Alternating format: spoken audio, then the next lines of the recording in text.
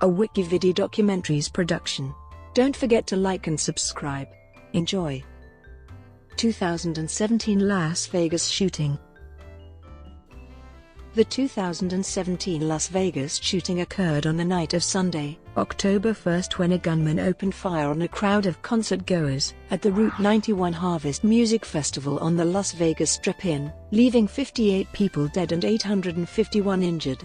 Between 10:05 and 10:15 p.m. PDT, 64-year-old Stephen Paddock of Mesquite, Nevada, fired more than 1,100 rounds from his suite on the 32nd floor of the nearby Mandalay Bay Hotel. About an hour after he fired his last shot into the crowd, he was found dead in his room from a self-inflicted gunshot wound. His motive remains unknown.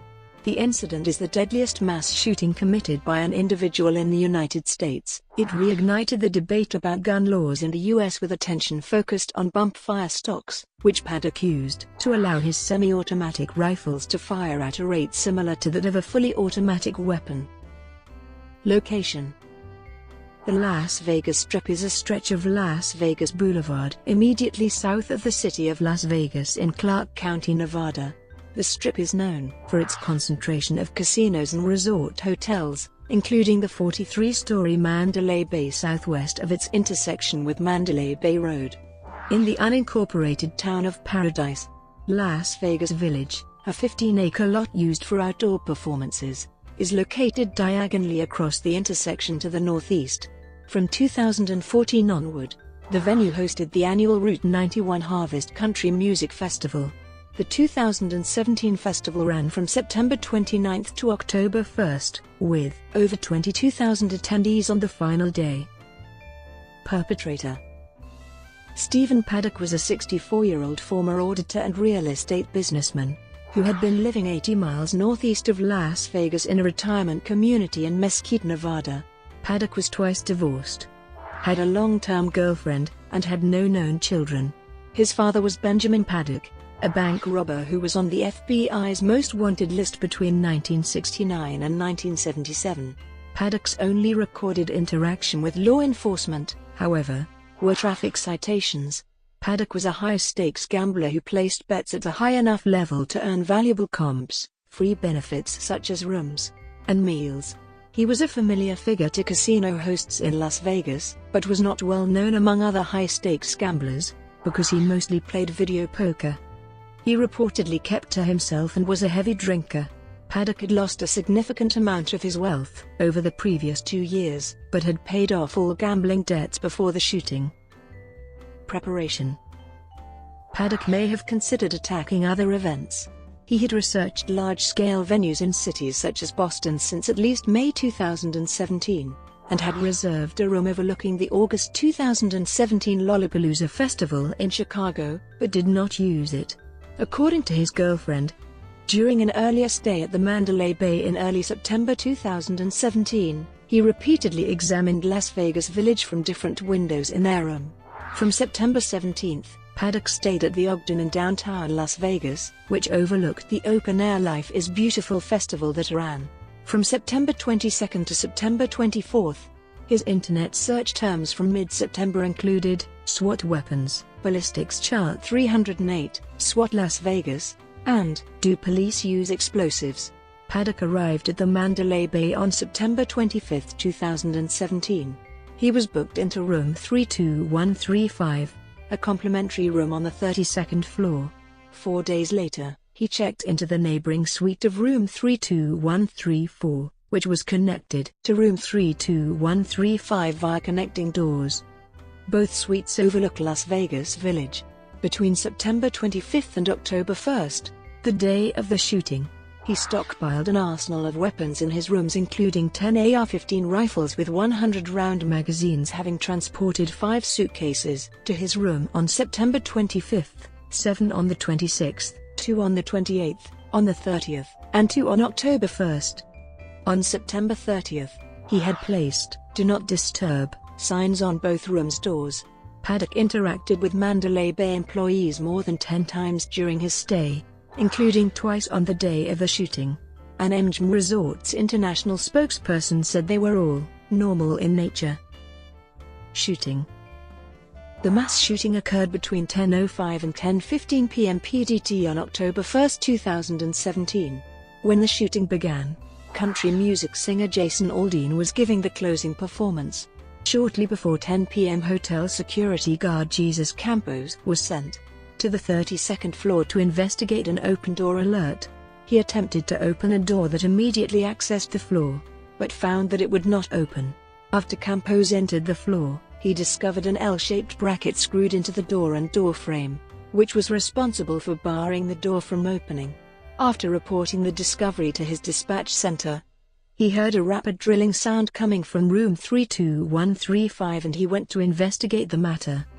At approximately 10:05, he was hit in the right thigh by one of about 200 bullets that Paddock fired through the door of his suite. After Campos was hit, he took cover in the alcove between rooms 32,122 and 32,124 and immediately informed the hotel by radio and cell phone that he had been shot, though he believed he had been shot with a BB or pellet gun. At the same time, maintenance worker Stephen Shuck was on the same floor to fix the barricaded door reported by Campos. Campos, who was already injured, encountered Shuck and told him to take cover. Shuck contacted hotel dispatchers over his radio, informed them of the ongoing shooting, and told them to call the police. Neither Las Vegas Metropolitan Police Department nor MGM Resorts International, the Mandalay Bay's owner, have confirmed. When information about the initial shooting was relayed to the police, Paddock had used a hammer to break two of the windows in both of his suites, and at 10:05 p.m. began shooting through them. He ultimately fired more than 1,100 rifle rounds approximately 490 yards into the festival audience. He initially started out with a few single gunshots before firing in prolonged bursts. Many people in the crowd initially mistook the gunfire for fireworks. During the shooting, a security fence hindered concertgoers from fleeing the 15-acre concrete lot. The gunfire continued, with some momentary pauses, over the span of 10 minutes and ended by 10:15 p.m. Paddock fired 8 bullets at a large jet fuel tank at McCarran International Airport 2,000 feet away. Only 2 of the bullets struck its exterior, and one of them penetrated the tank, but the fuel did not explode, because jet fuel is mostly made of kerosene and is unlikely to be ignited by a bullet. During the shooting, police officers were initially confused whether the shots were coming from the Mandalay Bay, the nearby Luxor Hotel, or the festival grounds. There were also multiple false reports of additional shooters at other hotels on the Strip. Officers eventually spotted multiple flashes of gunfire in the middle of the northern side of Mandalay Bay and responded to the hotel. At 10:12 p.m., 2 officers on the 31st floor reported the sounds of gunfire on the floor above them. When officers arrived on the 32nd floor at 10:17 p.m. and encountered Campos a minute later, he directed them to Paddock's room and helped others evacuate. Campos was then directed to seek medical attention for himself. Between 10:26 and 10:30 p.m. an additional 8 officers arrived at the 32nd floor, with some of them manually breaching through the door Paddock had screwed shut with a bracket. The gunfire had ceased, and the police moved systematically down the hallway, searching and clearing each room, using a master key that was provided by Campos. At 10:55 p.m. the officers finished evacuating guests. At 11:20 p.m. police breached room 32135 with explosives. Paddock was found dead on the floor, from a self-inflicted gunshot wound to the head. Police then breached room 32134. While entering the hotel suite, an officer accidentally fired a 3-round burst from his weapon, but the bullets did not hit anyone. At 11:27 p.m. officers announced, over the police radio, that one suspect was down. Early on October 2nd, Sheriff Lombardo identified the suspect as Casualties. A total of 58 people lost their lives as a result of the shooting. The fatalities included 36 women and 22 men. The oldest was 67, the youngest 20. 6 were from Nevada, 35 from California, 13 from other states, and 4 from Canada. The Clark County Coroner's Office determined that all 58 victims died as a result of gunshot wounds. 31 of the victims were pronounced dead at the scene, while the rest were pronounced dead at hospitals. An additional 851 people were injured, 422 of them with gunshot wounds. In the aftermath, Many victims were transported to area hospitals, which included University Medical Center of Southern Nevada, Sunrise Hospital and Medical Center, and at least one of the 6 hospitals of Valley Health System. Sunrise Hospital treated the largest portion of the wounded, 199 patients, 150 of whom arrived within a time span of about 40 minutes. For reasons that are unclear, most patients were transported to Sunrise, a Level 2 trauma center. University Medical Center, a nearby Level I trauma center, treated 104 patients. 8 victims sought medical treatment in Southern California.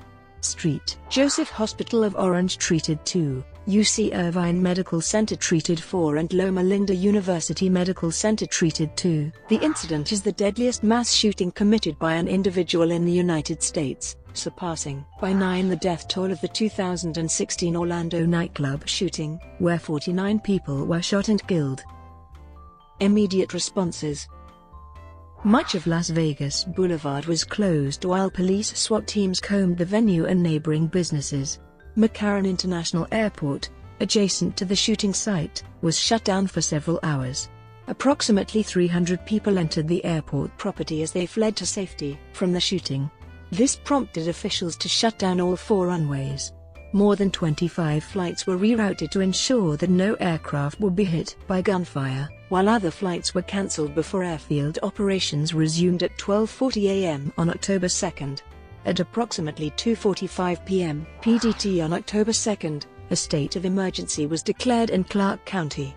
On the morning after the shooting, lines to donate blood in Las Vegas stretched for blocks. Wait times were as much as 6 hours or more. Millions of dollars have also been raised to help victims and their families. Hoaxes. In the hours and days after the shooting, false information and fake news about the shooter's identity and motive went viral on social media. Google and Facebook were criticized for displaying such false news stories in some of their search results. The 2 technology companies were said to have failed in their responsibility of keeping false stories from reaching the public. Facebook later said its algorithms were designed to detect and remove false stories, but failed to work adequately in this instance. In the aftermath of the shooting, some media outlets reported that YouTube search results for information about the shooting returned links to conspiracy videos. YouTube stated that it had tweaked its search algorithm to promote news sources which it considered more authoritative. Political reactions. Nevada Governor Brian Sandoval called the shooting a tragic and heinous act of violence that has shaken the Nevada family. Jason Aldean, who was singing when the shooting started, posted his condolences on Instagram and noted all of those working with him at the show had survived the attack. At a press conference, President Donald Trump described Paddock as a very, very sick individual and a demented man with a lot of problems. He added, "The police department has done such an incredible job, and we'll be talking about gun laws as time goes by." A White House official talking points memo, distributed to Trump allies, opposed tightening gun control since new laws won't stop a madman, but will curtail the freedoms of law-abiding citizens. On October 2, Trump issued a proclamation to honor the victims and their families. On October 4, Trump visited the shooting victims and first responders. On October 7, Vice President Mike Pence participated in a unity prayer walk and ceremony in Las Vegas in honor of the dead. Brought to you by WikiVidi Documentaries. Would you like to know more?